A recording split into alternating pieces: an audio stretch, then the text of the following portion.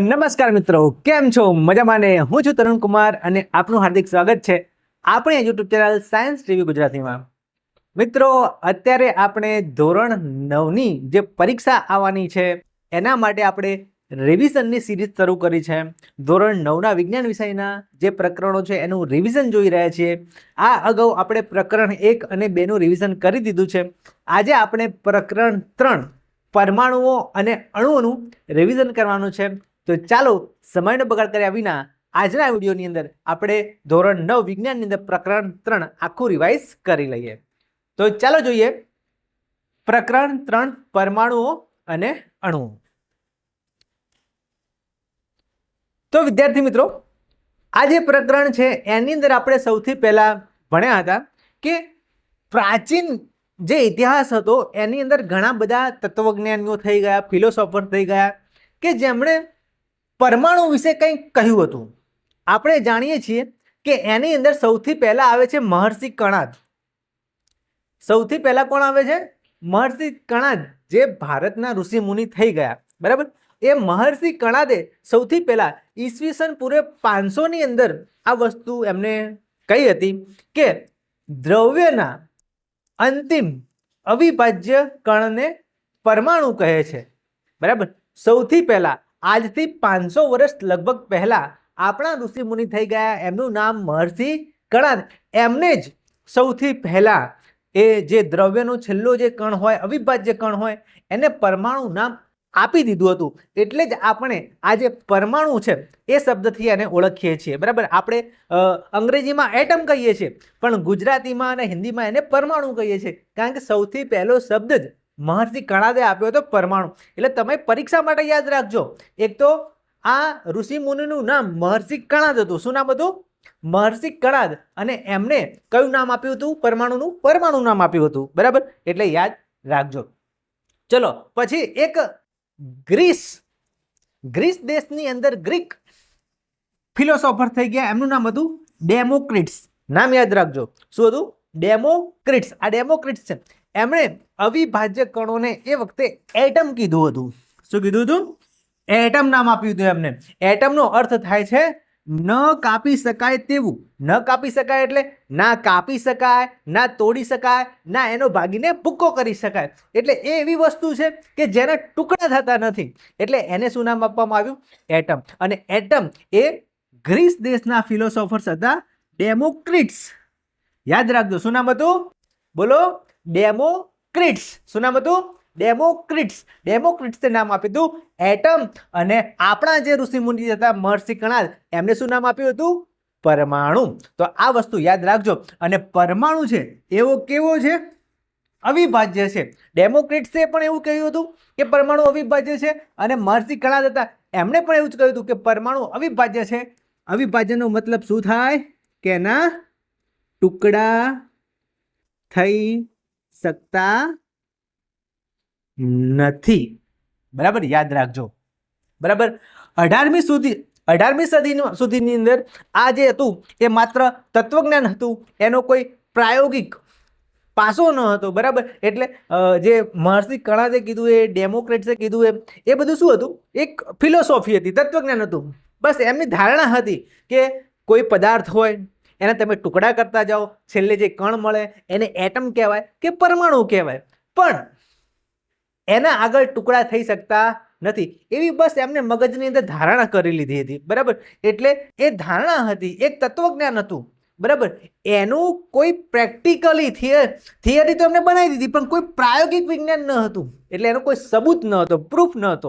બરાબર, એટલે ખાલી એને ધારવામાં આવ્યું હતું એ વખતે કે આવું હશે. બરાબર, ચલો પછી બ્રહ્માંડના 2 અગત્યના નિયમો, જેને આપણે રાસાયણિક સંયોગીકરણના નિયમો કહીએ છીએ, આ તમારા અભ્યાસક્રમની અંદર છે.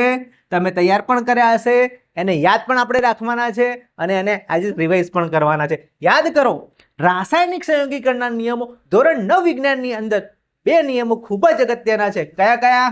એક તો દળ સંચયનો નિયમ અને બીજો છે નિશ્ચિત પ્રમાણનો નિયમ. રસાયણ વિજ્ઞાનના પાયાના ખૂબ જ અગત્યના આ 2 નિયમો એ તમારે તૈયાર કરવાના છે, યાદ રાખવાના છે, એને આત્મસાત કરી લેવાના છે આપણા શરીરની અંદર, મગજની અંદર. એમ વિચારો કે આપણે પાણીની અંદર લીંબુ નાખો, પછી મીઠું નાખો, મસાલો નાખો, ખાંડ નાખો અને લીંબુના રસને કેવું પી જાઓ છો, એ રીતે આ બે નિયમોને તમારે પી જવાના છે. કારણ કે જો તમે ધોરણ 10 પછી 11 સાયન્સ રાખશો કે એમાં કેમિસ્ટ્રી વિષય આવશે, બરાબર, જો સાયન્સ રાખશો તો આ નિયમો તમારે આગળ પણ ભણવાના આવશે અને આ કેમિસ્ટ્રીનો, રસાયણ વિજ્ઞાનનો પાયો ગણાય છે. એટલે તમારે આ નિયમો તો ગ્લાસની અંદર લીંબુ રસ નાખીને ઘોળીને પી જાઓ એ રીતે પી જવા પડશે, બરાબર. બહુ જ ઇમ્પોર્ટન્ટ છે. અને ચલો સાયન્સ નહીં રાખવું તો કંઈ વાંધો નહીં, પણ તમારે ધોરણ 9 ની અંદર પાસ થવા માટે પણ તમારી પરીક્ષામાં આ બંને નિયમો પૂછાય એવા છે, એટલે તમારે તૈયાર કરી દેવા પડશે. ચલો યાદ કરીએ. શું યાદ કરીએ? સૌથી પહેલો નિયમ કયો છે? બોલો. દળ સંચયનો નિયમ. કયો છે? દળ સંચયનો નિયમ, જેને કહેવામાં આવે છે law of conservation of mass. બરાબર. માસ એટલે દળનું કન્ઝર્વેશન થાય છે. દળ સંચયનો નિયમ. દળ બદલાતું, દળનો સંચય થાય છે. નિયમ શું કહે છે? તો જુઓ, કોઈ પણ રાસાયણિક પ્રક્રિયામાં દળનું સર્જન કે નાશ થતો નથી. કોઈ પણ રાસાયણિક પ્રક્રિયા થાય એમાં દળનું સર્જન કે નાશ થતો નથી. એટલે કે બ્રહ્માંડની અંદર જેટલું દળ પહેલેથી છે એટલું જ રહેવાનું છે, બરાબર. એ મરવાનું પણ નથી, જન્મ પણ નથી લેવાનું, બરાબર. એટલે કોઈ પણ રાસાયણિક પ્રક્રિયા થશે, કોઈ પણ રાસાયણિક પ્રક્રિયા થશે, એમાં જે કોઈ વસ્તુ હોય એનું દળ છે, એ દળનું સર્જન પણ થવાનું નથી કે નાશ પણ થવાનું નથી. હમણાં આને આપણે ફરીથી ઉદાહરણ દ્વારા સમજીએ. ચલો, નિશ્ચિત પ્રમાણનો નિયમ પહેલા તો યાદ કરી લો, પછી આને પણ સમજીશું આપણે. નિશ્ચિત પ્રમાણનો નિયમ શું કહે છે? કે રાસાયણિક પદાર્થમાં તત્વો હંમેશા દળથી નિશ્ચિત પ્રમાણમાં હાજર હોય છે. આ નિયમ છે એનો, યાદ રાખજો. કોઈ પણ રાસાયણિક પદાર્થ હોય એની અંદર શું હોય? એની અંદર તત્વો હોય. કોઈ પણ રાસાયણિક પદાર્થ લો, જેમ કે આપણે પાણી લઈએ તો પાણીની અંદર તમને ખબર છે કે બે તત્વો હોય. કયા? એક હાઇડ્રોજન અને બીજો ઓક્સિજન. પાણીમાં કયા બે તત્વો હોય? બોલો. પાણીમાં કયા બે તત્વો હોય? એક હાઇડ્રોજન અને બીજો ઓક્સિજન. તો નિશ્ચિત પ્રમાણનો નિયમ શું કહે છે? કે ભાઈ પાણીની અંદર હાઇડ્રોજન અને ઓક્સિજન જે તત્વો છે એનું શું નિશ્ચિત હશે? શું પ્રમાણ? દળથી પ્રમાણ છે, બરાબર. એ દળથી નિશ્ચિત પ્રમાણમાં એમાં હાજર છે, એટલે દળથી એનું પ્રમાણ નિશ્ચિત છે, એટલે આને નિશ્ચિત પ્રમાણનો નિયમ કહેવામાં આવે છે. તો પાણીમાં હાઇડ્રોજન અને ઓક્સિજનનો જે ગુણોત્તર છે એ હંમેશા નિશ્ચિત રહેશે. અને કેટલો રહેશે એ યાદ રાખજો, એક માર્ક્સમાં પૂછાઈ શકે. કેટલો રહેશે? 1:8. પાણીની અંદર હાઇડ્રોજન અને ઓક્સિજનનો ગુણોત્તર કેટલો ફિક્સ રહેશે? 1:8. તો આ હતો દળ સંચયનો નિયમ, આ નિશ્ચિત પ્રમાણનો નિયમ. ચલો, હવે દળ સંચયનો નિયમ છે એની સાબિતી આપણે જોઈ લઈએ કે જેની અંદર દળ ક્યારે બદલાશે નહીં. દળ બદલાશે નહીં. આપણે ભણી ચૂક્યા છીએ. શું ભણી ચૂક્યા છીએ? જોઈ લો. આ પ્રયોગ આપણે કર્યો તો તમને યાદ હોય તો, કે ભાઈ એક વજન કાંટો લેવાનો, એ વજન કાંટાની ઉપર એક કોનિકલ ફ્લાસ્ક મૂકવાનો, એ કોનિકલ ફ્લાસ્કની અંદર આપણે કોઈ એક રસાયણ આની અંદર લેવાનું છે અને બીજું એક રસાયણ અહીંયા કોઈ કસનળી લેવાની એની અંદર લેવાનું છે, અને આ બંને વચ્ચે કોઈ પ્રક્રિયા થવી જોઈએ. આમાં તમે કયા રસાયણ લઈ શકો એ આપણે પહેલા જાણી ચૂકેલા છીએ, બરાબર. આ કોનિકલ ફ્લાસ્ક લીધો છે, એની અંદર બે કેમિકલ લીધા છે, બે પ્રક્રિયકો લીધા છે, બરાબર. એ અત્યારે અલગ અલગ છે, ઉપરથી બૂચ વાંકેલું છે, બરાબર. કયા પ્રક્રિયકો લેવા એનો કોષ્ટક આપણે બુકની અંદર આપેલો પણ છે, એ હું તમને હમણાં કહીશ, બરાબર. આ બંને પ્રક્રિયકોને પ્રક્રિયા થશે અને નિપજ બનશે. એટલે એ પ્રયોગની અંદર યાદ કરો કે આપણે શું કરીએ છીએ કે ભાઈ આ કોનિકલાસ છે અને આમાં હલાવી દઈએ છીએ, બરાબર. આ કસનળીનું દ્રાવણ બધું આની અંદર મિક્સ થઈ જાય છે, બરાબર. તો પ્રક્રિયા થઈને અહીંયા કોઈ નવી વસ્તુ બનશે, બરાબર. એટલે શું બનશે? નિપજો બનશે. એ કોનિકલ ફ્લાસ્કની અંદર છે એ બહાર નીકળશે નહીં. તો આપણે શું જોવાનું છે કે ભાઈ પ્રક્રિયા કરી એની પહેલા આનું દળ કેટલું હતું? અહીંયા 300 ગ્રામ આપેલું છે. પ્રક્રિયા થઈ ગઈ, હવે વસ્તુ બદલાઈ ગઈ, એમાં દળ કેટલું છે? 300 ગ્રામ. તો રાસાયણિક, અહીંયા થયું રાસાયણિક પ્રક્રિયા. શું થયું? રાસાયણિક પ્રક્રિયા થઈ. રાસાયણિક પ્રક્રિયાની અંદર અહીંયા આપણે પ્રક્રિયકો લીધા, પ્રક્રિયા કરી, શું બન્યું? નિપજ બની. પણ દળ કેટલું? અહીંયા આપણે એનું વજનની વાત કરી છે કે ભાઈ અહીંયા કેટલું દળ છે એનું? 300 ગ્રામ. અહીંયા કેટલું છે? 300 ગ્રામ. તો દળ બદલાયું? શું દળ બદલાયું? હા કે ના? દળ બદલાતું નથી. તો કોઈ પણ રાસાયણિક પ્રક્રિયા છે એમાં દળ ક્યારે બદલાશે નહીં. પહેલા જેટલું દળ હશે પછી પણ એટલું જ દળ રહેશે. બરાબર. અહીંયા એક જ્વલન નળી લીધેલી છે, એમાં X દ્રાવણ લો, કોનિકલ ફ્લાસ્કની અંદર Y દ્રાવણ લો. બરાબર. ફ્લાસ્કને બુશથી બંધ કરી દો અને પછી એમાં પ્રક્રિયા કરો તો તમે જોશો કે કોઈ પણ પ્રક્રિયા દરમિયાન અહીંયા કોઈ પણ વાયુ પણ બહાર નીકળતો નથી અને જે નિપજો બને છે એ કોનિકલ ફ્લાસ્કની અંદર જ રહે છે. તો યાદ રાખજો કે અહીંયા પ્રક્રિયા પહેલા જે કુલ દળ છે એ 300 ગ્રામ છે પ્રક્રિયકોનું અને પ્રક્રિયા પછી કુલ દળ છે એ પણ 300 ગ્રામ છે. એટલે બંને સરખું છે. એટલે કોઈ પણ રાસાયણિક પ્રક્રિયાની અંદર દળ બદલાતું નથી. આ યાદ રાખજો. આ છે દળ સંચયનો નિયમ. જુઓ અહીંયા આપણે પ્રક્રિયકો તરીકે લેડ નાઇટ્રેટ અને બીજા પ્રક્રિયક તરીકે સોડિયમ ક્લોરાઇડ લઈ શકીએ છીએ. એમાંથી બનશે લેડ ક્લોરાઇડ અને સોડિયમ નાઇટ્રેટ. બરાબર. તમે જોશો કે આમાં 300 ગ્રામ પ્રક્રિયકનું દળ છે તો નિપજનું પણ એવું રહેશે. તમે આ જ પ્રક્રિયકો નહીં, એના સિવાય પણ બીજા પ્રક્રિયકો લઈ શકો છો. ચલો જો હવે મોસ્ટ ઇમ્પોર્ટન્ટ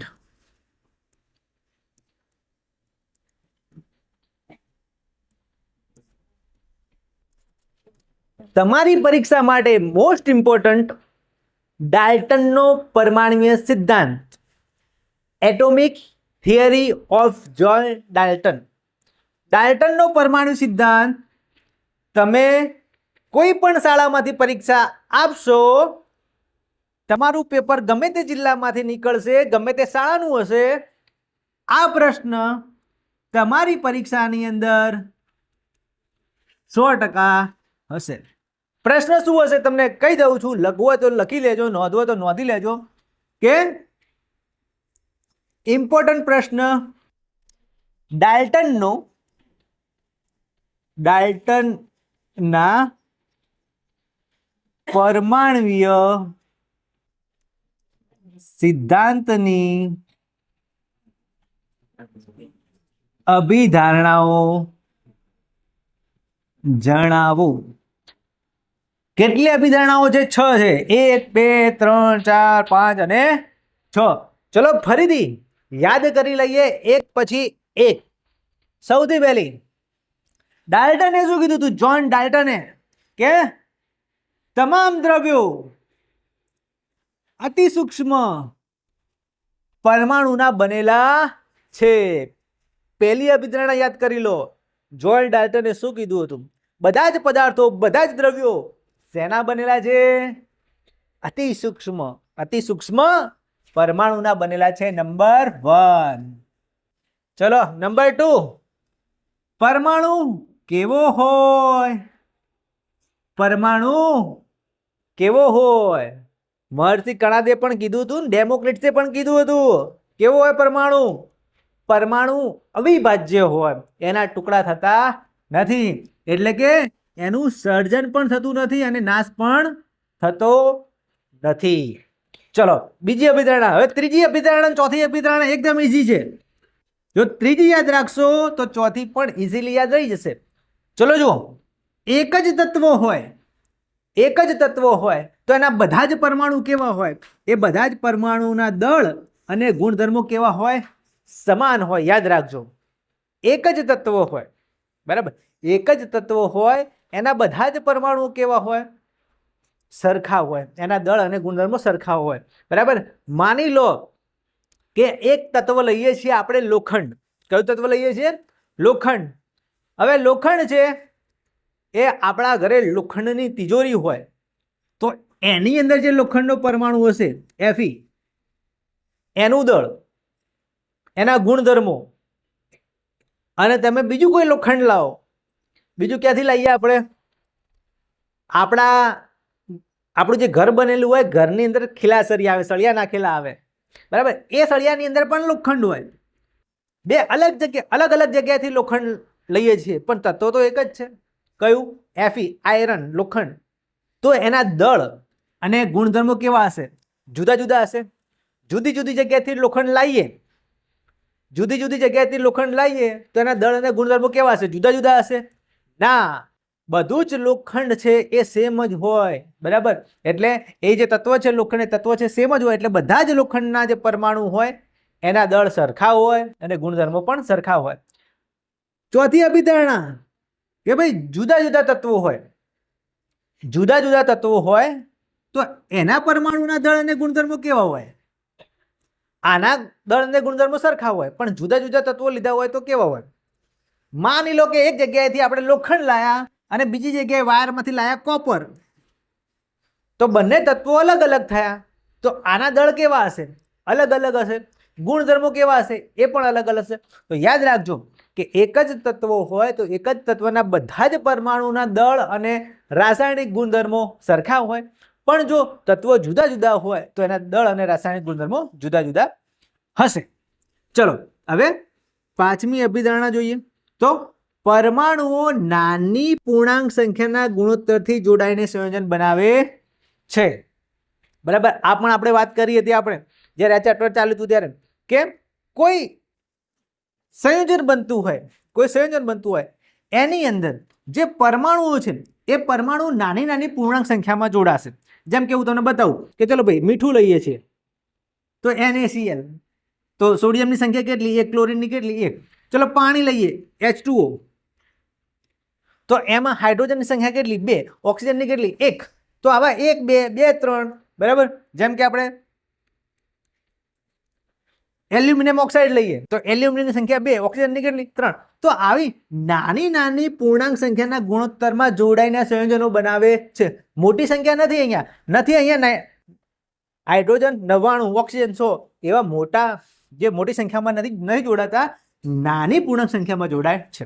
ચલો છેલ્લી અભિધારણા લઈએ તો સંયોજનમાં પરમાણુની સાપેક્ષ સંખ્યા અને એનો પ્રકાર હંમેશા નિશ્ચિત હોય છે, બરાબર? સંયોજનો, જેમ કે આ સંયોજનની વાત કરો, આપણે H2O ની જ વાત કરીએ તો આની અંદર શું ફિક્સ જ છે કે ભાઈ એમાં પરમાણુઓની સાપેક્ષ સંખ્યા, તો હાઇડ્રોજન છે એની સંખ્યા 2 એ ફિક્સ છે, ઓક્સિજનની 1 છે એ સંખ્યા ફિક્સ છે, અને એનો પ્રકાર પણ ફિક્સ છે કે ભાઈ આ હાઇડ્રોજન છે તો પાણીમાં હાઇડ્રોજન અને ઓક્સિજન જ હશે, એની જગ્યાએ નાઇટ્રોજન ના આવે પાણીની અંદર. તો કોઈ પણ સંયોજન છે, બરાબર, એનું જે તત્વો છે, પરમાણુ છે, એ નાની પૂર્ણાંક સંખ્યાના ક્રમમાં ગોઠવાશે, અને બીજું કે એની જે સાપેક્ષ સંખ્યા છે એ ફિક્સ છે અને એનો પ્રકાર પણ ફિક્સ છે.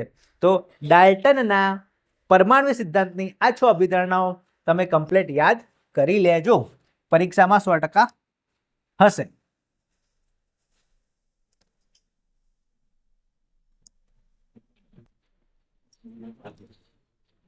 ચલો જુઓ, હવે આ વિશ્વની અંદર ઘણા બધા પદાર્થો છે, ઘણા બધા સજીવો છે, બરાબર? આપણે વિચારી પણ ન શકીએ એટલા સૂક્ષ્મથી માંડીને મોટા વિશાળ જાયન્ટ એવી વસ્તુઓ છે આ બ્રહ્માંડની અંદર, બરાબર? જુઓ, અને એનું માપ લઈએ આપણે તો જુઓ, કમ્પેરિઝન કરીએ કે ભાઈ કોઈ હાઇડ્રોજનનો પરમાણુ છે એ કેટલો નાનો છે અને બીજા પદાર્થોની સાપેક્ષમાં. તો તમે જુઓ, આ સફરજન છે, બધાએ સફરજન ખાધેલું હશે, બરાબર? એવું કહેવાય છે an apple a day keeps doctor અવે. રોજ એક સફરજન ખાઓ તો તમે બીમાર નહીં પડો, બરાબર? આ સફરજન છે એનું માપ કેટલું હોય? 10⁻1 મીટર જેટલું, બરાબર? 10⁻1 મીટર જેટલું એટલે કેટલું હોય એનું તમે ફૂટપટ્ટી માપો તો કેટલું હોય સફરજન? 10 સેન્ટીમીટર, 15 સેન્ટીમીટર એટલું નાનું હોય સફરજન. કીડી છે, કીડી મકોડાનું માપ કેટલું હોય? 10⁻3 મીટર જેટલું, બરાબર? ચલો આ એક રેતીનો કણ છે, થોડોક તમને ઝૂમ કરીને બતાવ્યો છે, ડાયમંડ જેવો તમને લાગતો હશે, પણ આ રેતીનો કણ છે. રેતીના કણનું માપ કેટલું હોય? તો 10⁻⁴ મીટર જેટલું. હવે સૂક્ષ્મ વસ્તુ ઉપર આવો, જે આપણે જોઈ શકતા નથી. પાણીનો અણુ, પાણીનો અણુ કેટલો નાનો હોય? તો પાણીનો અણુ 10⁻⁹ મીટર જેટલો નાનો હોય છે, બરાબર. અને આ તો અણુની વાત થઈ, અને એનાથી પણ નાનો શું હોય? પરમાણુ. આ હાઇડ્રોજનનો પરમાણુ છે, એનો વ્યાસ કેટલો હશે? 10⁻⁻ મીટર જેટલો, એની ત્રિજ્યા, બરાબર. એટલે એનું ડાયામીટર 10⁻⁻ મીટર જેટલી હશે. અને પાણીનો અણુ છે 10⁻⁹ મીટર જેટલો છે. અણુ થોડોક મોટો હોય, પરમાણુ એના કરતાં પણ નાનો હોય, બરાબર. એટલે આ ખૂબ જ સૂક્ષ્મ વસ્તુઓ છે જે આપણે જોઈ શકતા નથી, અણુ પરમાણુને, અને આ આપણે જોઈ શકીએ છીએ. તો લાખો પરમાણુઓ એકબીજા પર ગોઠવાય ત્યારે માંડ કાગળ જેટલી જાડાઈ બને છે. તમે કાગળ છે એ જુઓ, તમારા શરીરનો પતલો વાળ જુઓ, એમાં લાખો પરમાણુઓ હોય ત્યારે આપણને દેખાય, એકાદો પરમાણુ આપણે જોઈ શકતા નથી. યાદ રાખજો, પરમાણુની ત્રિજ્યા નેનોમીટર એકમમાં મપાય છે. યાદ રાખજો, પરમાણુની ત્રિજ્યા કયા એકમમાં મપાશે? નેનોમીટર. નેનોમીટરની ટૂંકમાં શું કહેવાય? NM, બરાબર. નેનોમીટર. 1 નેનોમીટર એટલે કેટલા? તો 1 નેનોમીટર એટલે 1/10⁹ મીટર, એટલે ઉપર લઈ જાઓ એટલે -9 મીટર થાય. આ યાદ રાખજો. ઓકે,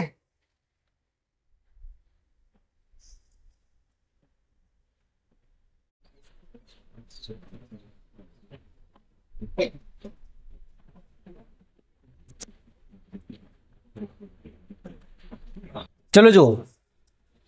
હવે અત્યારે લગભગ 118 કરતાં પણ વધારે તત્વો વૈજ્ઞાનિકોએ શોધી દીધા છે. પૃથ્વી ઉપર 118 થી પણ વધારે પ્રકારના તત્વો શોધાયેલા છે. અને સૌથી પહેલા પ્રાચીન સમયની અંદર આ જે તત્વો હતા, બરાબર, એ તત્વોને કઈ રીતે દર્શાવવા એવો એક પ્રશ્ન ઉદ્ભવ્યો હતો. તો એ વખતે હાઇડ્રોજનને આ રીતે દર્શાવવામાં આવતો હતો, કોપરને આ રીતે, આયરનને આ રીતે, કાર્બનને આ રીતે ગોળ રાઉન્ડ કરીને એની અંદર કંઈક ટપકું કરવામાં આવે, કે સી લખવામાં, આઈ લખવામાં આવે, આ રીતે દર્શાવવામાં આવતો હતો.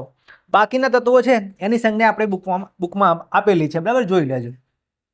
હવે જુઓ કે એ તત્વોની ઓળખ છે એ કરવી જરૂરી રહી, બરાબર. તત્વો કઈ રીતે ઓળખાતા હતા? કારણ કે અત્યારે આપણે કોઈ પણ રાસાયણિક પ્રક્રિયા કરીએ ત્યારે એ તત્વ છે એનું કોઈ નામ હોવું જોઈએ, એની કોઈ સંજ્ઞા હોવી જોઈએ, એવી જરૂર પડી, બરાબર. એટલે પછી એમાં IUPAC એના નામને એક કોડ આપી દીધા, બરાબર. કે જેમ કે ભાઈ હાઇડ્રોજન હોય તો એની સંજ્ઞા આપી દીધી H, બરાબર, હાઇડ્રોજન માટે H. હવે કેવું છે કે આના એક બે નિયમો છે, એ વસ્તુ આપણે જોઈ લેવી પડે. જેમ કે મોટા ભાગના તત્વો છે એની સંજ્ઞા અંગ્રેજી નામના એક અથવા તો બે અક્ષરોથી બને છે, અને પહેલો અક્ષર છે કેપિટલ લેવામાં આવે, બીજો અક્ષર સ્મોલ લેવામાં આવે. એટલે જે તત્વ છે, હવે આ સંજ્ઞા શીખી લેજો, કારણ કે તમારી પરીક્ષામાં ખાલી જગ્યા પૂછાઈ શકે કે ચલો ભાઈ હાઇડ્રોજનની સંજ્ઞા કઈ છે, કોપરની કઈ છે, આયરનની કઈ છે, કાર્બનની કઈ છે, એલ્યુમિનિયમની કઈ છે. તો એ તમારે યાદ રાખવી પડશે, કારણ કે આવર્ત કોષ્ટકની અંદર વસ્તુ આવે છે, અને આવર્ત કોષ્ટક તમારા અભ્યાસક્રમમાં નથી પણ પહેલાં હોતું હતું. ચલો જો, હાઇડ્રોજન છે એની સંજ્ઞા છે H, બરાબર. કોપર છે એની Cu. અહીંયા તમે જોઈ લો કે કોઈ તત્વો હોય તો એની અંદર એક જ અક્ષર હોય, કોઈ તત્વો એની અંદર બે અક્ષર હોય, એવું પણ હોઈ શકે. પહેલો અક્ષર હંમેશા કેપિટલ હોય. તમે જુઓ અહીંયા એક જ અક્ષર છે તો કેપિટલ જ હોય હાઇડ્રોજન. અહીંયા બે અક્ષર છે C અને U, તો અહીંયા C છે એ કેપિટલ છે અને U છે એ બીજી ABCD નો અક્ષર છે. એટલે કોઈ તત્વની સંજ્ઞા દર્શાવવામાં આવે તો કાં તો એક અક્ષર હોય કાં તો બે અક્ષર હોય, અને આપણે આપણા ઘરે તત્વની સંજ્ઞા ના બનાવી શકીએ, બરાબર. IUPAC નક્કી કરી દીધું કે ભાઈ આ છે તો તમારે આ યાદ રાખવું પડશે. હાઇડ્રોજન, કોપર એટલે Cu, લોખંડ એટલે કે આયરન એની Fe એટલે પહેલો કેપિટલ અને બીજો સ્મોલ. અહીંયા પણ બે અક્ષર છે. કાર્બન છે એની સંજ્ઞા C છે, કાર્બનને કહેવાય C, બરાબર. એ એક જ અક્ષરની છે, એટલે અમુક તત્વો બે અક્ષરના આવશે, અમુક એક અક્ષરના આવશે. હવે તમારે શું ધ્યાનમાં રાખવાનું? જેમ કે એલ્યુમિનિયમની સંજ્ઞા Al લખાય પણ આ રીતે લખાય, પહેલો કેપિટલ અક્ષર બીજો સ્મોલ, આ રીતે લખશો તો ખોટું પડશે, બીજો અક્ષર કેપિટલ આવશે નહીં, એટલે ભૂલથી તમે કોપરના આ રીતે લખી કાઢો CU તો આ સંજ્ઞા ખોટી છે, આનો તમને માર્ક્સ મળશે નહીં. FEમાં તમે આ રીતે લખી દો FE તો આનો પણ માર્ક્સ મળશે નહીં. અથવા FEમાં તમે આવું લખો કે ચલો પહેલો અક્ષર સ્મોલ લખો અને બીજો કેપિટલ લખો તો પણ ખોટું છે, બંને સ્મોલ લખો FE તો પણ ખોટું છે. બરાબર, પહેલો અક્ષર કેપિટલ અને બીજો સ્મોલ હશે તો જ તમારી સંજ્ઞા સાચી. હવે આ જે તત્વો છે એના જે નામ છે એ જુદી જુદી રીતે આપવામાં આવ્યા છે. કોઈ ઘણા તત્વો એવા છે કે જે દેશમાંથી શોધાય એ દેશના આધારે નામ આપવામાં આવ્યા, કોઈ તત્વોના નામ વૈજ્ઞાનિકોના નામના આધારે આપવામાં આવ્યા, કોઈ તત્વો હતા એને એના રંગ ઉપરથી નામ આપવામાં આવ્યું. જેમ કે સોનું, સોનાને કહેવામાં આવે છે ગોલ્ડ, ગોલ્ડનો અર્થ થાય છે પીળો રંગ. બરાબર, સોનું છે પીળા રંગનું છે એટલે એને ગોલ્ડ કહેવામાં આવ્યું. બરાબર, અને એનો અર્થ થાય છે ગોલ્ડ એટલે પીળો રંગ. હવે અમુક તો લેટિન નામોના આધારે એના નામ આપવામાં આવેલા છે. જો જેમ કે લોખંડ છે, લોખંડ એને ઇંગ્લિશમાં આયરન કહેવાય પણ એનું લેટિન નામ ફેરમ છે અને એ ફેરમના આધારે એની સંજ્ઞા FE આપવામાં આવી. પછી સોડિયમ, હવે સોડિયમ તમે લખવા જાઓ અંગ્રેજીમાં તો કેવી રીતે લખાય SODIUM, આ સોડિયમ છે તો સોડિયમની સંજ્ઞા SO નથી, સોડિયમનું લેટિન નામ છે નેટ્રિયમ. શું નામ છે સોડિયમનું લેટિન નામ? નેટ્રિયમ. તો આ પણ યાદ રાખજો, એક માર્ક્સમાં પૂછાઈ શકે ભાઈ સોડિયમનું આ નામ છે તો એની સંજ્ઞા નેટ્રિયમ ઉપરથી Na આપવામાં આવે. પોટેશિયમ, તો પોટેશિયમમાં તો આ રીતે નામ આવે પોટેશિયમ PO, પણ પોટેશિયમની સંજ્ઞા K છે કારણ કે એનું લેટિન નામ શું છે કેલિયમ. તો પોટેશિયમની સંજ્ઞા K છે એટલે P ના લખતા, સોડિયમમાં S ના લખતા. બરાબર, પોટેશિયમની સંજ્ઞા K છે કારણ કે એનું લેટિન નામ કેલિયમ છે, સોડિયમની સંજ્ઞા Na છે કારણ કે એનું લેટિન નામ નેટ્રિયમ છે, અને લોખંડ છે એને આયરન કહેવાય છે પણ એનું લેટિન નામ ફેરમ છે એટલે એની સંજ્ઞા Fe આપવામાં આવેલી છે, યાદ રાખજો. ચલો જુઓ, હવે બહુ જ અગત્યનો ટોપિક પરમાણુય દળ, એટોમિક માસ. હવે આપણે કોઈ દુકાને કોઈ સામાન લેવા જઈએ, જેમ કે તમે ખાંડ લેવા જાઓ તો દુકાનદારને શું કહેશો કે ચલો ભાઈ મને 500 ગ્રામ ખાંડ આપ અથવા 1 કિલો ખાંડ આપ. એટલે ભાઈ એક ત્રાજવાની અંદર 1 કિલોનો બાટ મૂકશે, બીજા ત્રાજવાની અંદર ખાંડ માપશે. હવે તો ડિજિટલ કાંટા આવી ગયા છે. બરાબર, એટલે એમાં 1 કિલોનો બાટ પણ મૂકવાનો આવતો નથી. વજન મશીન જે વેટ મશીન હોય એમાં બધું સોફ્ટવેર ઇન્સ્ટોલ કરેલું જ હોય કે ભાઈ આટલું વજન થાય તો 1 કિલો કહેવાય, આટલું વજન થાય તો 2 કિલો.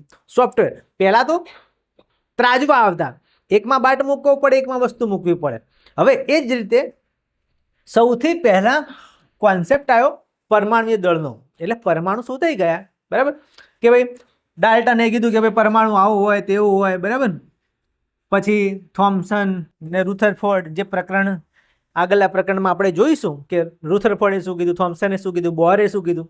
પણ એ વખતે કોન્સેપ્ટ આવી ગયો છે કે ભાઈ આ પરમાણુ છે તો પરમાણુ હોય તો શું પરમાણુને પોતાનું દળ વજન ના હોય? હોય એને શું કહેવાય?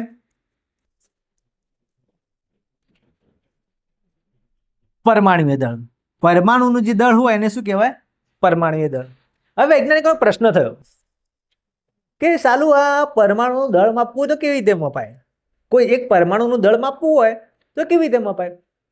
તમે વિચાર કરો કે ભાઈ તમારા ઘરે તરાજુ છે, ડિજિટલ વેટ મશીન પણ છે, બધું છે, પણ તમે એક પરમાણુને ઉઠાઈને વજન કાંટામાં મૂકીને એક પરમાણુનું વજન માપી શકો? બોલો હા કે ના? વિચારીને જવાબ આપજો, વિચારો.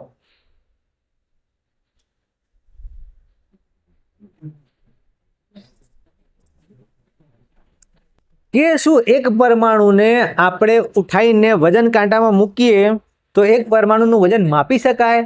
હા કે ના? બસ એટલી મને કોમેન્ટમાં જવાબ આપો.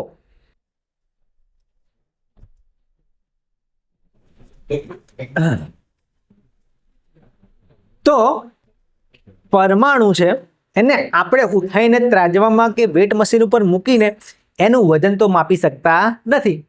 કેમ? કારણ કે પરમાણુ છે અતિ સૂક્ષ્મ છે. તમારે ઉઠાવવો હોય તો કેવી રીતે ઉઠાવો? એક ચીપિયા વડે આપણે પરમાણુને ઉઠાવી શકતા નથી. તો વૈજ્ઞાનિકોને એમ થયું કે ભાઈ પરમાણુ છે એ પરમાણુને આપણે ડાયરેક્ટ વજન નથી કરી શકતા, પણ એનું કરીએ સાપેક્ષ વજન, જેને આપણે સાપેક્ષ દળ કહીશું. તમે કહેશો સર સાપેક્ષ દળ એટલે શું? તો ભાઈ જો તમે આપણા વિડીયો જોયેલા હશે તો તમે સાપેક્ષ દળ ખ્યાલ જ હશે. ચલો ફરીથી યાદ કરી લઈએ. એ પ્રયોગમાં શું કહેવામાં આવતું હતું કે ભાઈ આપણે એક તરબૂચ લીધું હતું, આ રીતે તરબૂચના 12 ટુકડા કર્યા હતા, યાદ હોય તો. આ રીતે એક તરબૂચ છે, તરબૂચના 12 ટુકડા કર્યા, તો એક ટુકડાનું જે દળ છે એ આટલું થાય, 1/12 ભાગનું. બરાબર કે ભાઈ કોઈ તરબૂચ હોય એને તમે 12 ટુકડા કરો તો એક ટુકડાનું દળ તમે કેટલું લઈ શકો? 1/12, એટલે મૂળ તરબૂચનો 1/12મો ભાગ. બરાબર. હવે તમારે એના આધારે સફરજનનું વજન કરવું હોય તો પણ કરી શકો, કે ધારો કે એક ત્રાજવાની અંદર સફરજન મૂક્યું, બીજા ત્રાજવામાં તરબૂચનો એક ટુકડો મૂક્યો, અને આવા 2 ટુકડા તરબૂચના થયા, તો સફરજનનું દળ કેટલું થયું, કેટલું વજન થયું કહેવાય? તો 2 તરબૂચીય યુનિટ કહેવાય. આ 1/12મો ભાગ છે એને એક તરબૂચીય યુનિટ, એક તરબૂચીય યુનિટ કહેવાય એક ટુકડાને. તો આવા 2 તમે ટુકડા લો ને સફરજનનું વજન થઈ જાય તો સફરજનના વજનને કહેવાય 2 તરબૂચીય યુનિટ. બરાબર. એટલે સફરજનનું માપ તરબૂચની સાપેક્ષમાં મળ્યું. બરાબર. એ જ રીતે બધા પરમાણુઓનું જે પરમાણુય દળ હતું એ એક પરમાણુની સાપેક્ષમાં શોધવામાં આવ્યું. તમને યાદ છે કયો પરમાણુ હતો? એ પરમાણુ હતો કાર્બન. કયો પરમાણુ હતો? કાર્બન. કાર્બનના પરમાણુ લીધા. બરાબર. કાર્બન 12, એના સમસ્થાનિકના એક પરમાણુનું દળ 1/12 ભાગ જેટલું લીધું. બરાબર. અને એ ભાગને માન્ય પરમાણુ એકમ તરીકે લેવામાં આવ્યો. કાર્બનનો એક સમસ્થાનિક છે C12. બરાબર. એને સાપેક્ષ તરીકે લીધો, અને એનો જે એક ભાગ હતો 1/12મો ભાગ, એને માન્ય પરમાણ્વીય એકમ તરીકે લેવામાં આવ્યો. જેમ કે અહીંયા આપણે તરબૂચનો 12મો ભાગ લીધો, એને તરબૂચીય યુનિટ કહેવાય. એમ અહીંયા કાર્બન 12 સંસ્થાનિકના 1/12મો જે ભાગ લીધો એને પરમાણ્વીય એકમ તરીકે લેવામાં આવ્યો. યાદ રાખજો, સમસ્થાનિકના એક પરમાણુના દળના 1/12મા ભાગને માન્ય પરમાણ્વીય યુનિટ તરીકે લેવામાં આવે છે.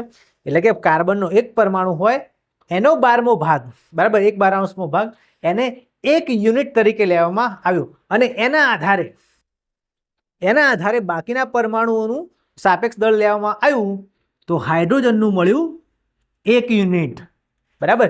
જે કાર્બન હતો, બરાબર. હવે કાર્બનનું કેટલું આવે? કાર્બનનું તો 12 યુનિટ જ આવે, કારણ કે એક ટુકડો લીધું હતું, એક ટુકડો, એક કાર્બનનો પરમાણુ, બરાબર, એના 12મો ભાગ લીધો. બરાબર. તો એના 12 ટુકડા ભેગા થાય એટલે એ કાર્બનનો એક પરમાણુ થાય. બરાબર. એટલે 12 યુનિટ એ કાર્બનનું મળ્યું. પછી એ રીતે ઓક્સિજનનું કાઢવામાં આવ્યું તો એવા 16 યુનિટ થયા. સોડિયમનું લેવામાં આવ્યું તો 23 યુનિટ થયા. બરાબર. જેમ અહીંયા સફરજનના સાપેક્ષ દળ મળ્યું એમ બાકીના પરમાણુનું પણ સાપેક્ષ દળ આ રીતે લેવામાં આવે છે. તમે યાદ રાખજો કે હાઇડ્રોજનનું 1 છે, કાર્બનનું 12 છે, ઓક્સિજનનું 16 છે અને સોડિયમનું 23 છે. આ ખાસ ઇમ્પોર્ટન્ટ છે 4, એ તમારે પૂછાઈ શકે છે. ચલો જુઓ હવે આગળ દ્રવ્યનું નિર્માણ. એમાં સૌથી પહેલું આવે અણુ, એટલે કે મોલિક્યુલ શું છે? અણુ કેવી રીતે બને છે? તમને બધાને ખ્યાલ જ છે કે અણુ છે એ પરમાણુમાંથી બને છે, પણ આપણે જોઈ લઈએ. જુઓ તો 2 પ્રકારના અણુઓ બને, એક તત્વના અણુઓ અને બીજા સંયોજનના અણુઓ. બરાબર. ચેપ્ટર 2 ની અંદર આપણે તત્વની પણ વાત કરી હતી, સંયોજનની પણ વાત કરી હતી. તમને યાદ ના હોય તો ફરીથી યાદ કરાવી દઉં કે ચલો જુઓ ભાઈ, અહીંયા 2 હાઇડ્રોજન ભેગા થાય એટલે H2, તો આને તત્વ કહેવાય. પણ જુઓ 2 હાઇડ્રોજન અને 1 ઓક્સિજન ભેગો થાય તો આને કહેવાય અણુ, અથવા એને સંયોજન પણ કહેવાય છે. બરાબર. આ પાણીનો અણુ છે અથવા એનું સંયોજન છે, અને આ હાઇડ્રોજનનો અણુ છે પણ આ તત્વનો અણુ છે, બરાબર. અહીંયા એક જ પ્રકારના બધા પરમાણુ હશે, અહીંયા જુદા જુદા પ્રકારના હશે. તો ફરીથી યાદ કરી લઈએ, આપણે જોઈ લો કે તત્વના અણુઓ કોને કહેવાય? એક જ પ્રકારના પરમાણુઓ જોડાય તો તત્વના અણુઓ બને છે. તત્વની અંદર કેવા પ્રકારના પરમાણુ હોય? એક જ પ્રકારના હોય. અને સંયોજનના અણુઓમાં તો એની અંદર જુદા જુદા તત્વોના પરમાણુનું નિશ્ચિત પ્રમાણથી એ જોડાય તો એ સંયોજનના અણુ બનશે. એક્ઝામ્પલ લઈ લઈએ ફરીથી. તો તમે જુઓ કે ભાઈ અહીંયા તમને એક બતાવેલો છે અણુ, આ કોનું હશે? હાઇડ્રોજનનું હશે માની લો. તો બે હાઇડ્રોજન છે એટલે પ્રકાર તો એક જ થયો,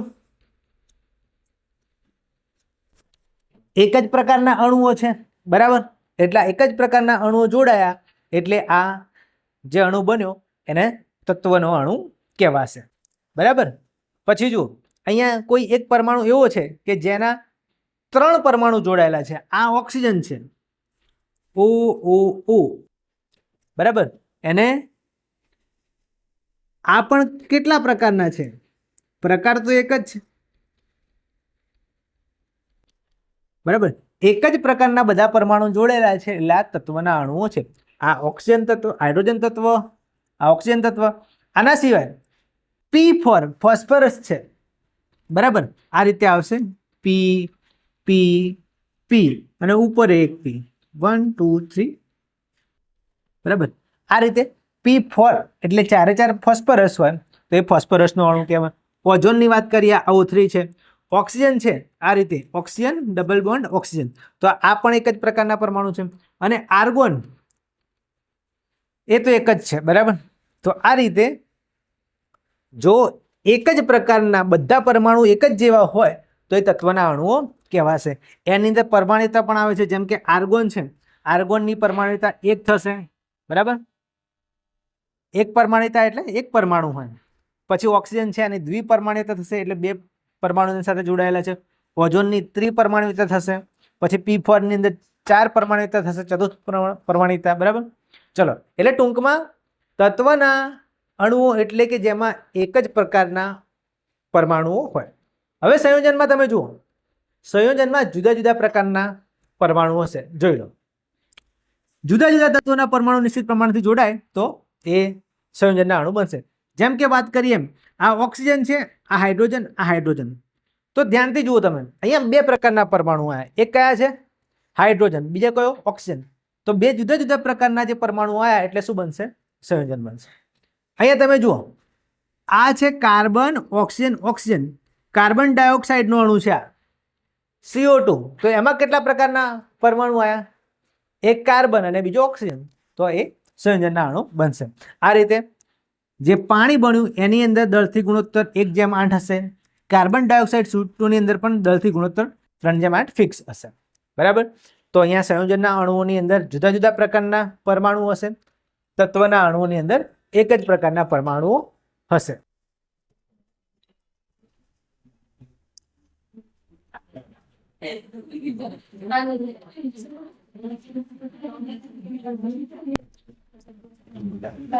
ચલો જુઓ, હવે પરમાણુની વાત થઈ ગઈ, અણુની વાત થઈ ગઈ, અને હવે વાત છે આયનની. આયન એટલે શું? તો આયન છે એ વીજભારિત ઘટકો છે. કેવા છે? વીજભારિત. કેવા છે? કેવા છે? વીજભારિત. વીજભારિત, વીજભારિત એટલે જેને વીજળીનો ભાર ઉપાડેલો છે. શેનો ભાર ઉપાડેલો છે? વીજળીનો.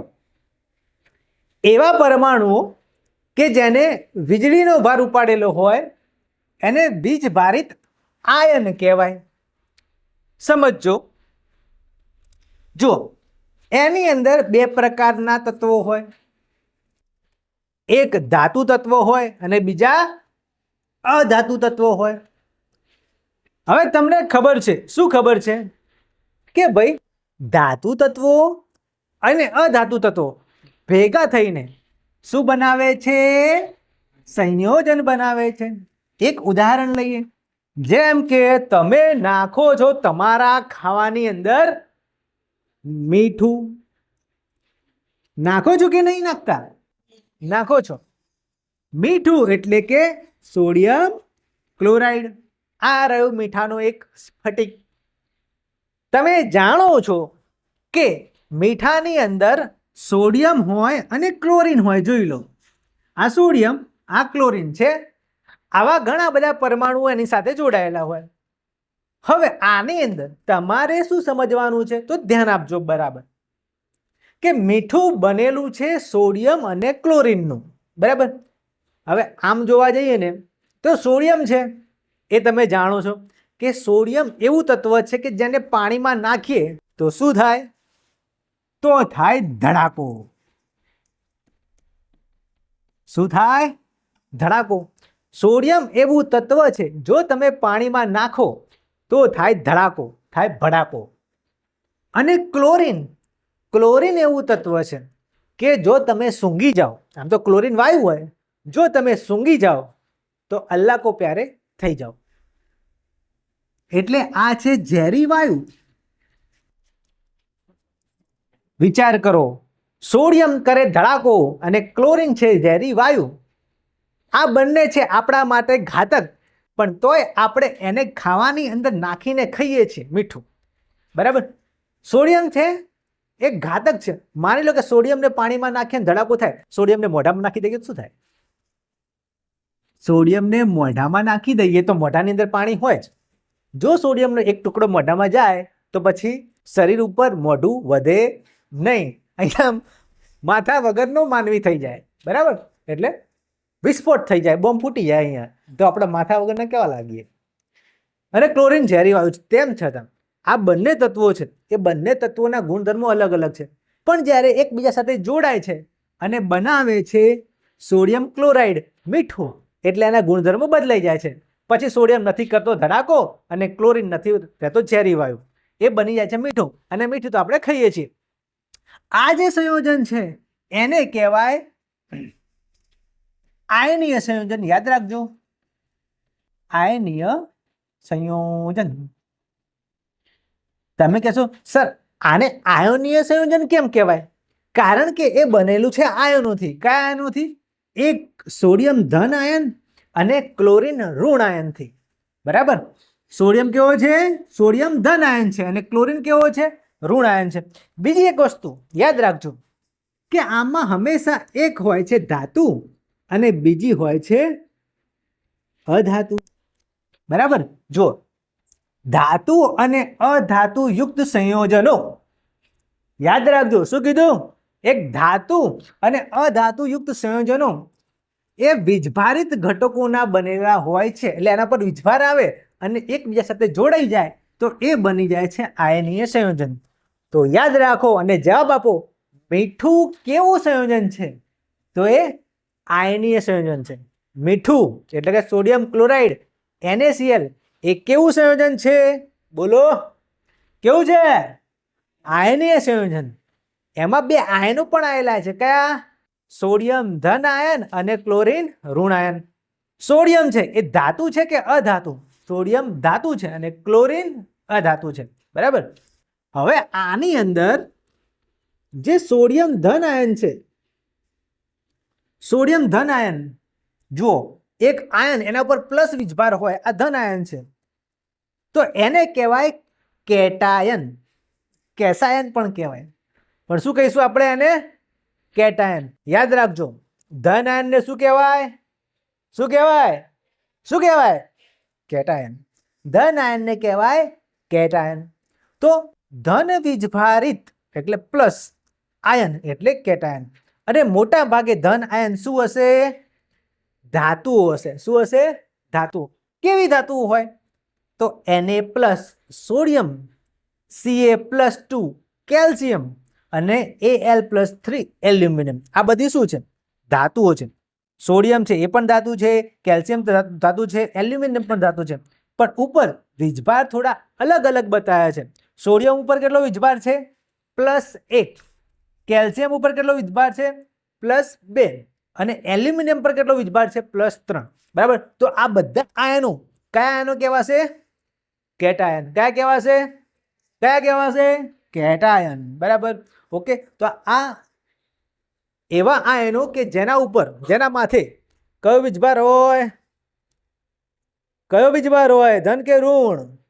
ધન વીજભાર હોય તો એ કેટાયન કહેવાશે. અને જેના ઉપર ઋણ વીજભાર હોય, આ રહ્યો ઋણ વીજભાર, એક Cl-, આ રહ્યો એક એવો પરમાણુ કે જેના ઉપર ઋણ વીજભાર હોય તો એને શું કહેવાશે? શું કહેવાશે? અલા બોલો, શું કહેવાશે? એનાયન. તો જુઓ, ઋણ વીજભારિત એટલે માઇનસ આયન છે એ એનાયન છે. અને મોટા ભાગે એમાં શું હશે? અધાતુ. કેવી? જેમ કે Cl- ક્લોરીન, ઓક્સિજન -2 ઓક્સિજન અને S-2 સલ્ફર. આ Cl-1, O-2, S-2 આ બધી અધાતુઓ છે અને એના પર ઋણ વીજભાર છે એટલે એ કહેવાય છે એનાયન. તો યાદ રાખજો, આ હતા આયન. આયન એટલે શું? એવા પરમાણુઓ કે જેના માથે વીજભાર હોય. વીજભાર બે પ્રકારના હોય, ધન વીજભાર, ઋણ વીજભાર. જો ધન વીજભાર હોય તો એને કહેવાય કેટાયન અને જો ઋણ વીજભાર હોય તો એને શું કહેવાય? એનાયન. અને એના ઉદાહરણ યાદ રાખજો. Na+, Ca+2, Al+3 એ કેટાયન છે અને Cl-, O-2, S-2 એ એનાયન છે. ચલો નેક્સ્ટ જોઈએ આપણે સંયોજકતા, એક રહસ્ય. વેલેન્સી, એક રહસ્ય. જો પરમાણુ છે એ એકબીજા સાથે જોડાય, લગ્ન કરી લે. શું કરી લે? લગ્ન. જોડાણ કહી દઈએ આપણે એને, જોડાણનું રહસ્ય. તો પહેલા તો યાદ કરો કે સંયોજકતા કોને કહેવાય? What is valency? સંયોજકતા એટલે શું? તો આપણે ભણી ચૂક્યા છીએ કે સંયોજકતા એટલે તત્વના પરમાણુની અન્ય તત્વો સાથે સંયોજવાની ક્ષમતા. બરાબર. એને કહેવાય સંયોજકતા. એટલે કે એક પરમાણુ બીજા કેટલા પરમાણુ સાથે જોઈન્ટ થઈ શકે, સંબંધ બનાવી શકે, એને કહેવાય સંયોજકતા. જેટલા સાથે જોડાય એટલે એની સંયોજકતા કહેવાય. બરાબર. જો એક ઉદાહરણ લઈએ, મસ્ત ઉદાહરણ છે, પણ ભાઈ આ તમારે પરીક્ષા ના લગતા હો, યાદ રાખવા માટે. આ એક ઓક્ટોપસ છે. ઓક્ટોપસ જોયેલું છે ને? ઓક્ટોપસને કેટલા હાથ હોય? 8 હાથ હોય. કેટલા હોય? 8. 1, 2, 3, 4, 5, 6, 7, 8. ઓક્ટોપસ, એનું નામ છે ઓક્ટોપસ, એને 8 હાથ હોય. મનુષ્યને કેટલા હાથ હોય? 2. બરાબર, 2 હાથ હોય મનુષ્યને. હવે ઓક્ટોપસને આપણે ઓ કહીએ, મનુષ્ય હ્યુમનને કહીએ H. તો અહીંયા ભલે મેં તમને અહીંયા 6 મનુષ્ય બતાવેલા છે, પણ એમ કહું કે ભાઈ ઓક્ટોપસ જોડે 8 હાથ છે અને માણસ જોડે 2 હાથ છે. તો એકબીજા સાથે એક હાથ ખાલી ના રહે એ રીતે એકબીજાને પકડવા હોય તો કેવી રીતે પકડશે? વિચારો, કેવી રીતે પકડશે? કેટલા માણસોની જરૂર પડે? 1, 2, 3, 4, 5, 6 માણસોની જરૂર પડે. વિચારો, ઓક્ટોપસ જોડે 8 હાથ છે, મનુષ્ય જોડે 2 હાથ છે, તો કેટલા ઓક્ટોપસ, એક જ ઓક્ટોપસ હોય અને કેટલા માણસો એના બધા હાથ પકડી લઈ શકે? વિચારો, કેટલા માણસોની જરૂર પડે?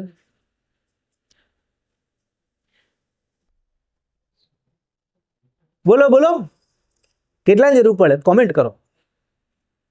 કેટલાની જરૂર પડે? 4 માણસોની જરૂર પડે. કેટલા માણસોની જરૂર પડે?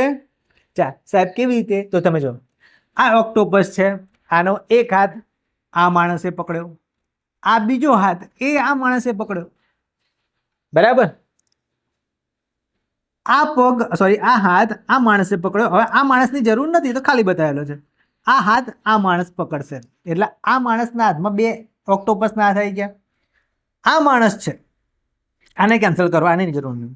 આ માણસ છે, એને એક હાથ પકડ્યો અને આ બીજો હાથ છે એ આ માણસે પકડ્યો, તો આની પાસે પણ 2 થઈ ગયા. આ જે માણસ છે એને ઓક્ટોપસને એક હાથ પકડ્યો અને આ હાથ પણ એ પકડશે. તો દરેક માણસ જોડે 2 હાથ છે અને એ ઓક્ટોપસના બે હાથ પકડી લેશે તો કેટલા માણસની જરૂર પડશે? 1 2 3 અને 4. આ રીતે આ ઓક્ટોપસ છે એ ઓક્ટોપસની કે માણસની એકબીજાને પકડવાની ક્ષમતાને શું કહેવાય? સંયોજકતા કહેવાય. બરાબર. જો ઓક્ટોપસે મનુષ્યને પકડવા હોય જેથી બધા હાથ જકડાઈ જાય તો એને 4 મનુષ્યની જરૂર પડશે. અને આનું સૂત્ર બનાવો તો કેવું થાય? OH4 ઓક્ટોપસ 1 અને હ્યુમન 4. આ બેની તો કોઈ જરૂર નહીં, ભાઈ તમે નીકળી જાઓ અહીંથી. બરાબર. ઓક્ટોપસ 1 અને હ્યુમન 4 એટલે એનું સૂત્ર થાય OH4. આ રીતે આપણે કોઈ એક અણુની વાત કરીએ, જેમ કે પાણીનું અણુ લઈએ. આ ઓક્સિજન છે. ઓક્સિજન ઓક્ટોપસ નથી, ઓક્સિજન છે. ઓક્સિજનની 2 સંયોજકતા છે. કેટલી? 2. અને હાઇડ્રોજનની 1 સંયોજકતા છે +1. તો આની જોડે માની લો કે 2 હાથ છે અને હાઇડ્રોજન જોડે 1 હાથ છે, તો આ એક હાઇડ્રોજન જોડાશે, અહીંયા એક હાઇડ્રોજન જોડાશે, તો 1 ઓક્સિજન 2 હાઇડ્રોજન સાથે જોડાશે. ચલો વધારે સમજીએ એના વિશે. જો પહેલા તો એ સંયોજકતા સમજતા પહેલા કોઈ તત્વો હોય, સંયોજન હોય, એનું સૂત્ર લખવું હોય તો કેવી રીતે લખાય એના વિશે થોડીક માહિતી મેળવી લઈએ. તો જુઓ, સૌથી પહેલા કોઈ રાસાયણિક સૂત્ર તમારે લખવા હોય અને યાદ રાખવા હોય અને તૈયાર કરવા હોય તો પહેલો નિયમ કે વીજભાર એનો બેલેન્સ હોવો જોઈએ, તટસ્થ હોવો જોઈએ. આયનની સંયોજકતા અથવા વીજભાર હંમેશા સમતોલિત હોવા જોઈએ. એક એક્ઝામ્પલ લઉં, જેમ કે હમણાં આપણે લખવું છે કે ભાઈ મીઠાનું સૂત્ર લખવું છે NaCl, તો એના ઉપર વીજભાર બેલેન્સ હોવો જોઈએ. બરાબર. અહીંયા +1 છે તો અહીંયા -1. બરાબર. સોડિયમનો +1 તો ક્લોરીનનો -1 એટલે એકબીજાને બેલેન્સ કરી દે, એટલે આયન વીજભાર સમતોલિત હોવા જોઈએ. બીજું, સ્થાન તમે મનમાં આવે, ઈચ્છા થાય એ પ્રમાણે ના લખી શકો. યાદ રાખો, હંમેશા ધાતુ હોય તો ધાતુને હંમેશા ડાબી બાજુ લખવી પડે. જેમ કે આપણે સોડિયમ ક્લોરાઇડ લખ્યું, સોડિયમ ક્લોરાઇડ લખ્યું તો ધાતુ કઈ બાજુ લખી? ધાતુ કોણ છે? સોડિયમ. ડાબી બાજુ લખી કે જમણી બાજુ? કઈ બાજુ લખી? આ ડાબી બાજુ. અને અધાતુ હોય, અધાતુ હંમેશા કઈ બાજુ લખાય? જમણી બાજુ. યાદ રાખજો, કોઈ પણ સંયોજનનું તમારે સૂત્ર લખવું હોય તો ધાતુ હંમેશા કઈ બાજુ લખવાની? કઈ બાજુ લખવાની? ડાબી બાજુ. અને અધાતુ કઈ બાજુ લખવાની? જમણી બાજુ. ઉપર એના વીજભાર કેવા હોવા જોઈએ? સરખા બેલેન્સ હોવા જોઈએ.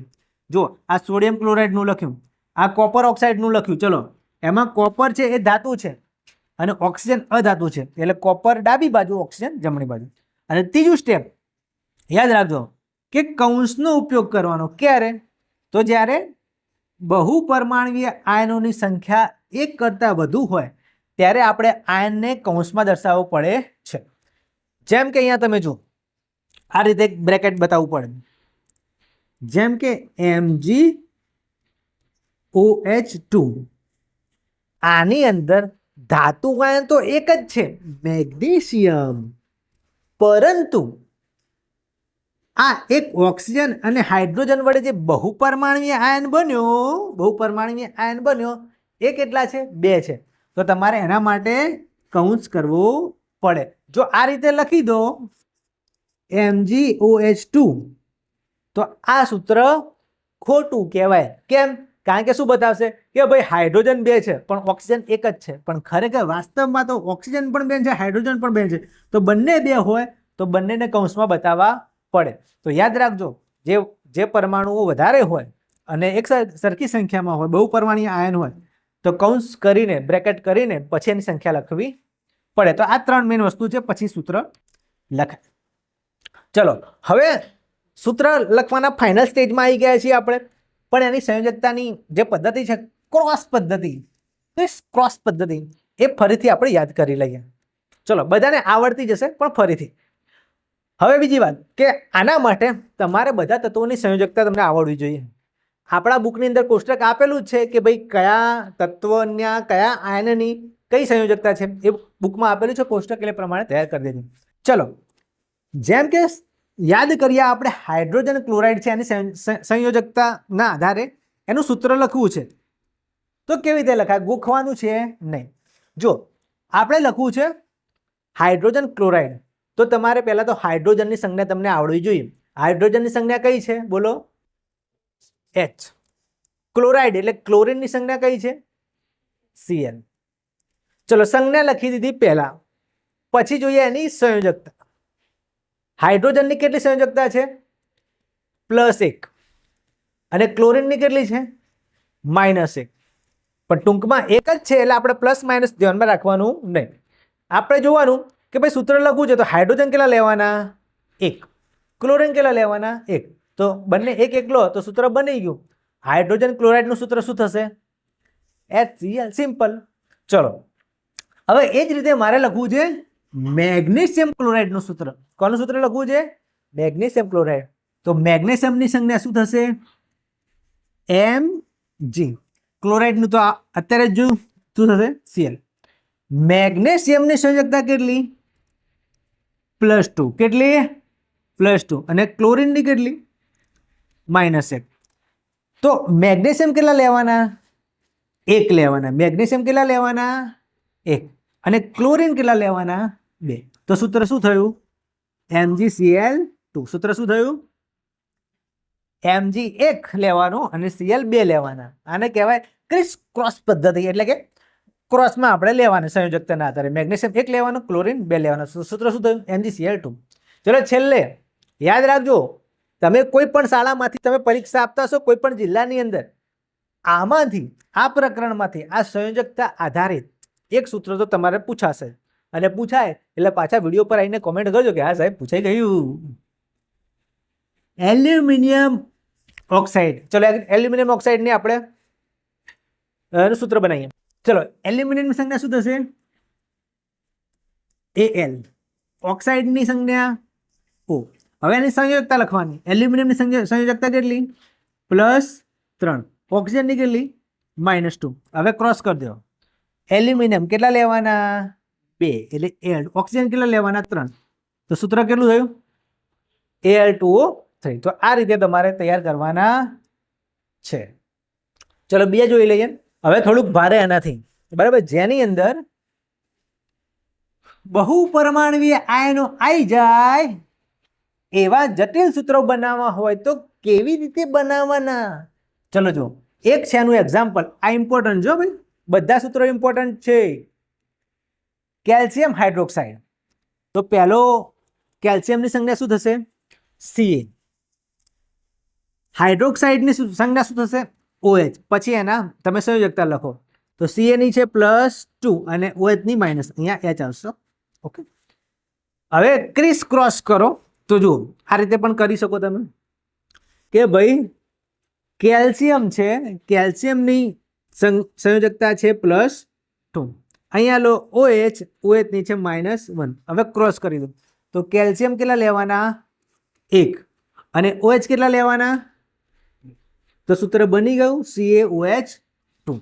હમણાં વાત કરી હતી એમ અહીંયા બ્રેકેટ બતાવવું જરૂરી છે. જો તમે આ રીતે લખશો CaOH2 બ્રેકેટ નહીં બતાવ્યું હોય તો આખું સૂત્ર ખોટું.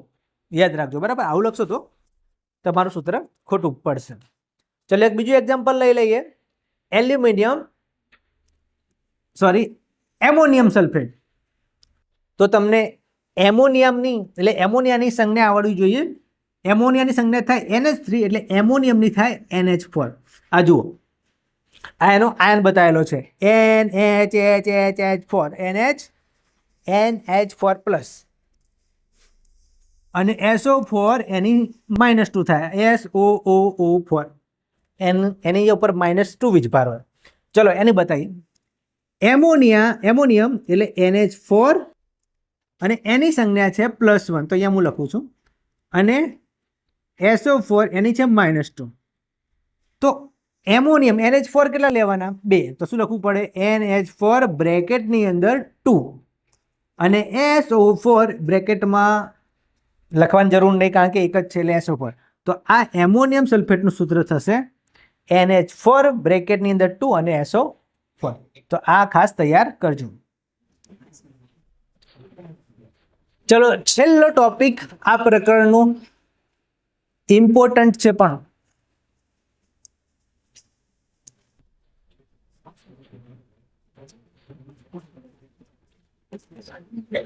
આણ્વીય દળ એટલે શું અને આણ્વીય દળની ગણતરી.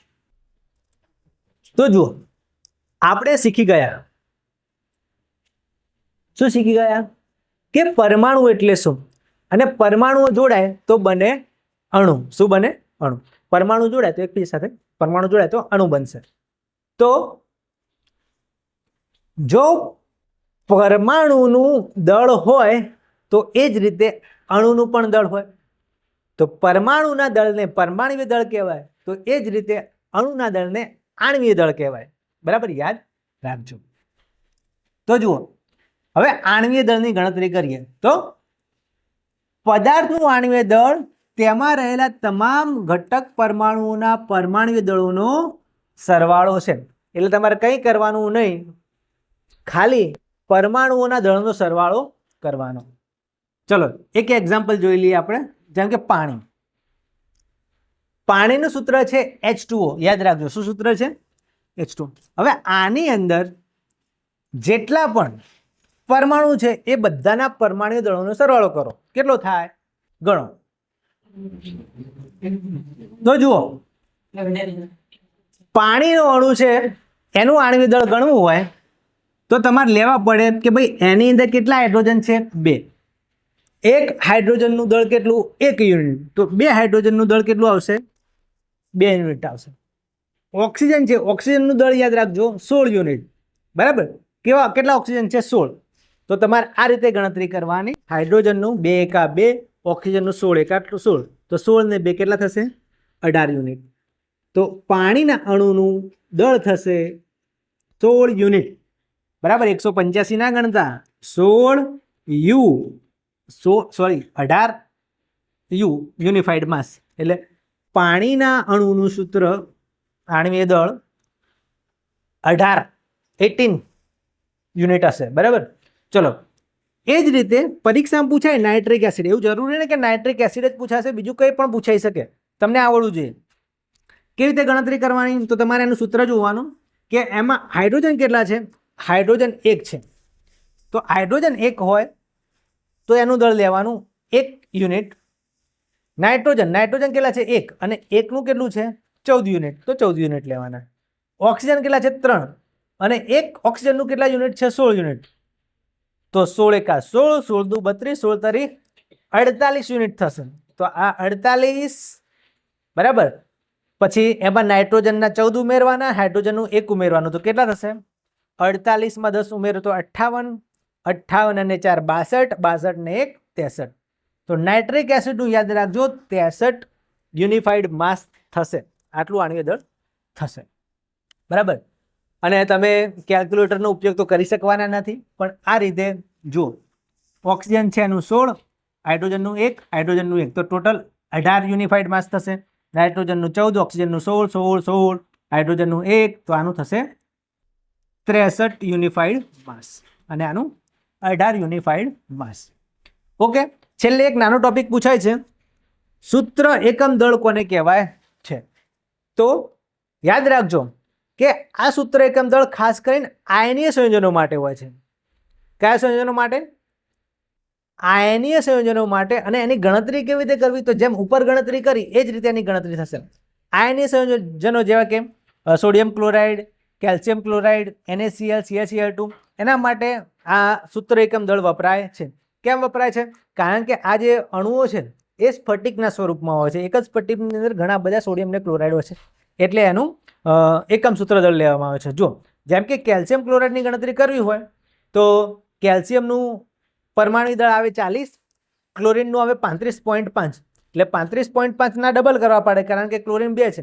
એટલે 35ના ડબલ થશે 70, અને અડધો બાકી રાખો એટલે 71. બરાબર, અને 71 ની અંદર 40 ઉમેરી દો તો 111 યુનિફાઈડ માસ થશે કેલ્શિયમ ક્લોરાઇડનું એકમ સૂત્ર દળ. બરાબર, તો આ રીતે આણ્વીય દળની ગણતરી કરી શકાય છે અને એકમ સૂત્ર દળની પણ ગણતરી કરી શકાય છે.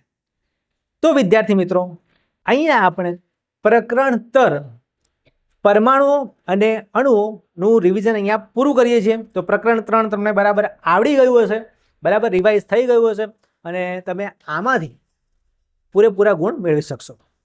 ઓકે વિદ્યાર્થી મિત્રો, તો આ વિડીયોમાં બસ આટલું જ. તમારો કોઈ પ્રશ્ન હોય તો કોમેન્ટમાં જણાવી શકો છો.